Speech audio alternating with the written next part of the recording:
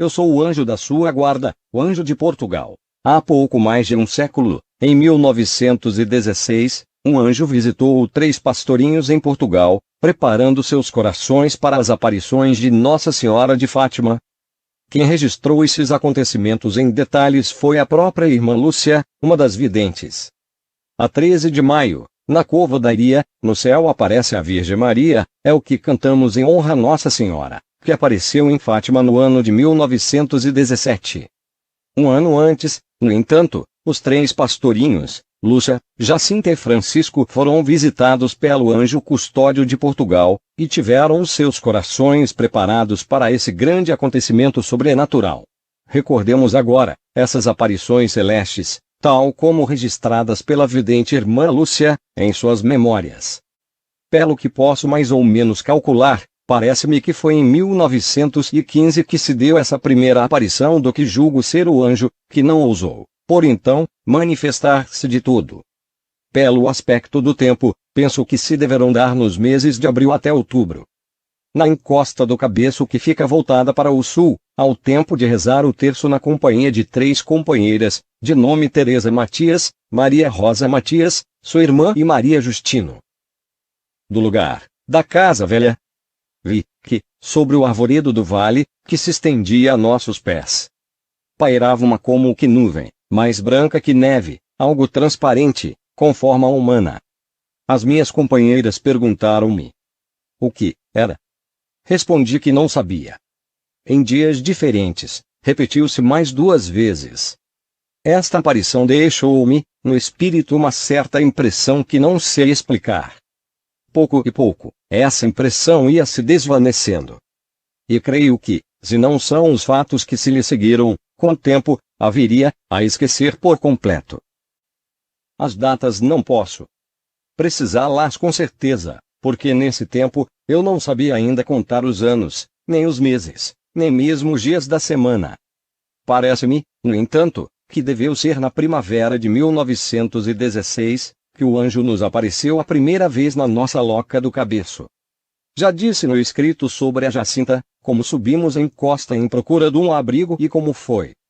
Depois de aí, merendar e rezar, que começamos a ver, a alguma distância, sobre as árvores que se estendiam em direção ao nascente, uma luz mais branca que a neve, com a forma de um jovem, transparente, mais brilhante que um cristal, atravessado pelos raios do sol.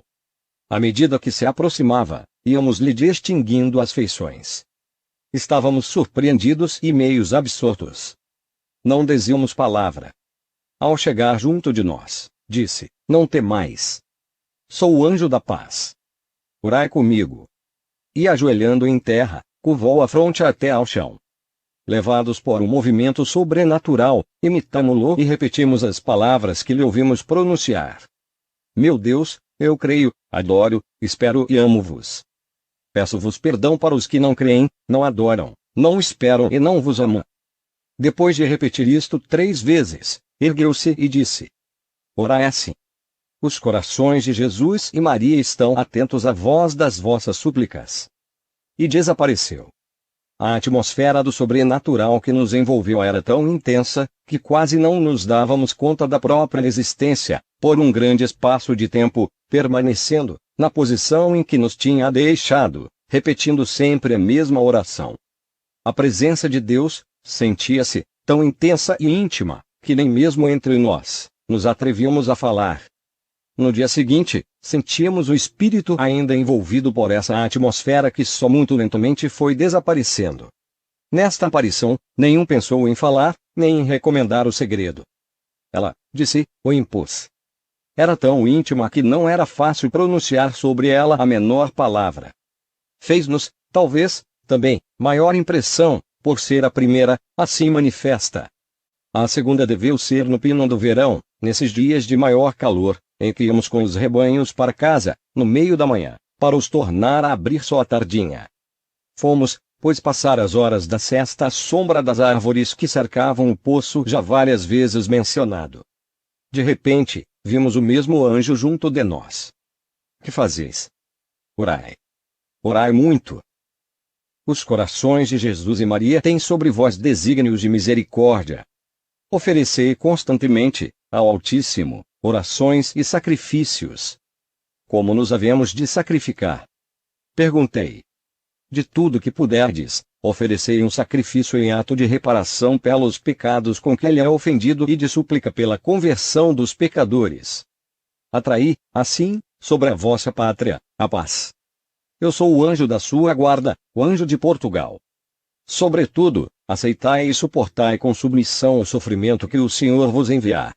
Estas palavras do anjo gravaram-se em nosso espírito, como uma luz que nos fazia compreender quem era Deus, como nos amava e queria ser amado, o valor do sacrifício e como ele lhe era agradável, como, por atenção a ele, convertia os pecadores. Por isso, desde esse momento, começamos a oferecer ao Senhor tudo que nos mortificava, mas sem discorrermos a procurar outras mortificações ou penitências, exceto a de passarmos horas seguidas prostrados por terra, repetindo a oração que o anjo nos tinha ensinado. A terceira aparição parece-me que deveu ser em outubro ou fins de setembro, porque já não íamos passar as horas da sesta em casa. Como já disse no escrito sobre a Jacinta, passamos da pregueira. É um pequeno olival pertencente a meus pais. Para Lapa, dando a volta em encosta do Monte pelo lado de Aljustrel, e Casa Velha. Rezamos aí o terço, e a oração, que, na primeira aparição, nos tinha ensinado. Estando, pois, aí, apareceu-nos pela terceira vez, trazendo na mão um cálice e sobre ele uma hóstia, da qual caíam, dentro do cálice, algumas gotas de sangue. Deixando o cálice e a hóstia suspensos no ar, prostrou-se em terra e repetiu 3 vezes a oração. Santíssima Trindade, Pai, Filho, Espírito Santo, adoro-vos profundamente e ofereço-vos o preciosíssimo corpo, sangue, alma e divindade de Jesus Cristo, presente em todos os sacrários da terra, em reparação dos ultrajes, sacrilégios e indiferenças com que ele mesmo é ofendido. E pelos méritos infinitos do seu Santíssimo Coração e do Coração Imaculado de Maria, peço-vos a conversão dos pobres pecadores.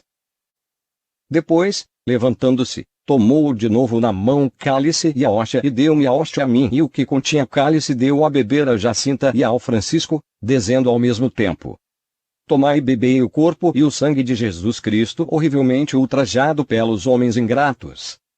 Reparai os seus crimes e consolai o vosso Deus. De novo se prostrou em terra e repetiu conosco a mais 3 vezes a mesma oração. Santíssima Trindade, etc. E desapareceu. Levados pela força do sobrenatural que nos envolvia, imitávamos o anjo em tudo. Isso é, prostrando-nos como ele e repetindo as orações que ele dizia. A força da presença de Deus era tão intensa que nos absorvia e aniquilava quase por completo. Parecia privar-nos até do uso dos sentidos corporais por um grande espaço de tempo. Nesses dias, fazíamos as ações materiais, como que levados, por esse mesmo ser sobrenatural, que, a isso, nos impelia. A paz e felicidade que sentíamos era grande, mas só íntima, completamente concentrada a alma em Deus. O abatimento físico, que nos prostrava, também era grande. Em nome do Pai, do Filho e do Espírito Santo. Amém. Meus queridos irmãos e irmãs, hoje no calendário da Igreja de Portugal celebra-se o Dia do Anjo da Guarda de Portugal. Veja, não está no nosso calendário brasileiro, no entanto, neste ano especialíssimo, que é um ano jubilar mariano, tanto aqui no Brasil com Nossa Senhora Aparecida, como em Portugal com Nossa Senhora de Fátima, lembrar-nos do Anjo da Guarda de Portugal é lembrar-nos das aparições de Fátima. Por quê? Porque as aparições de Fátima foram preparadas pela aparição deste Anjo da Guarda. Isso nos recorda um mistério. Deus deu a todos nós um anjo da guarda. Mas não somente às pessoas individuais, ele deu também às coletividades. Ou seja, nós podemos dizer sim que existe o anjo da guarda das nações, o anjo da guarda das paróquias, das dioceses, e assim saber que Deus, com a sua providência, cuida verdadeiramente de cada uma destas realidades. Quando Deus faz com que o anjo da paz, o anjo de Portugal, vá visitar aquelas crianças, ele está preparando estas crianças para receber a visita da Virgem Maria. É interessante notar que a irmã Lúcia viu uma grande diferença entre a aparição de Nossa Senhora e a aparição do anjo. Ou seja, as duas aparições davam às crianças uma grande paz, mas a aparição do anjo causava uma espécie de falta de energia. As crianças ficavam quase que, vamos exagerar um pouco, mas quase que catatônicas, né? Ou seja, sem energia interior, ficavam semi-mortas depois daquela aparição, porque aquilo era realmente algo que era demasiado para elas. Já a aparição da Virgem Maria era diferente. A paz que o anjo dava também estava lá presente, mas a aparição da Virgem Maria lhes dava uma certa agilidade, uma certa força, uma certa energia para transmitir a mensagem, embora soubessem que precisavam guardar o silêncio por um bom tempo. Esta diferença, ela é notável e é importante. Por quê? Porque Nossa Senhora, ela é da nossa mesma natureza. Ela é humana. Claro, ela é a maior de todas as criaturas, a mais agraciada de todas as criaturas, não há dúvida nenhuma.